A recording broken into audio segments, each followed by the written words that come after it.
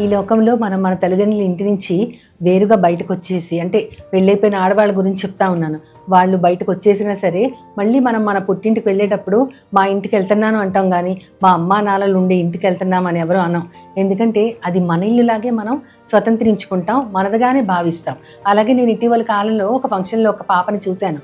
తను cell phone పట్టుకుని, వాళ్ళ అమ్మ సెల్ ఫోన్ పట్టుకుని తిరుగుతూ ఉంది. అయితే వాళ్ళ అమ్మగారు తన కోసం వెతుక్కుంటూ వచ్చి సెల్ ఫోన్ నీ దగ్గర ఉందా అని తీసుకోబోతుంటే పాప వాళ్ళ అమ్మ చేతిలోంచి లాగేసుకుని ఇది నాది నాది అంట మొదలుపెట్టింది.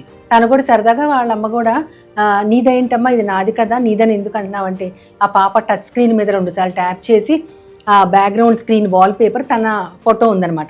ఇదిగో ఇక్కడ నేను ఉన్నాను కాబట్టి ఇది నాది అని అంది.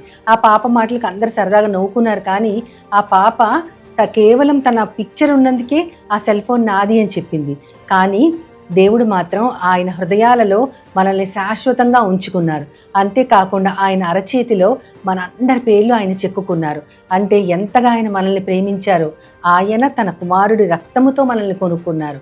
మనము ఏమాత్రం ఆయన ముందు నిలబడటానికి సరిపోము, కానీ మనల్ని ఎంతగా ప్రేమించారంటే అమేజింగ్ గ్రేస్ అంటారు కదా, అలాగా అత్యంత విలువైనటువంటి ఆశ్చర్యకరమైన తన కృపలో మనల్ని నిలబెట్టడానికి మనము ఆయనతో పాటు సదాకాలం ఉండాలని ఆయన ఎంతగానో ఆశపడ్డారు. కాబట్టి యేసుక్రీస్తుని మధ్యవర్తిగా నిల్చోబెట్టి యేసుక్రీస్తు ద్వారా మనల్ని తనతో సమాధానపరుచుకున్నారు.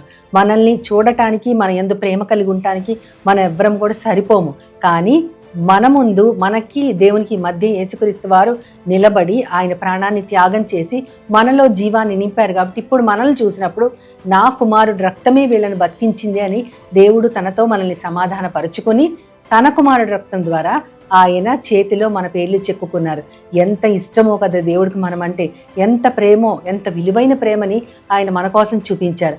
ఆ ప్రేమను మనం మనసులో నిలుపుకొని ఎప్పటికీ కూడా దేవుని కళ్ళ ముందే మనం ఉన్నాము.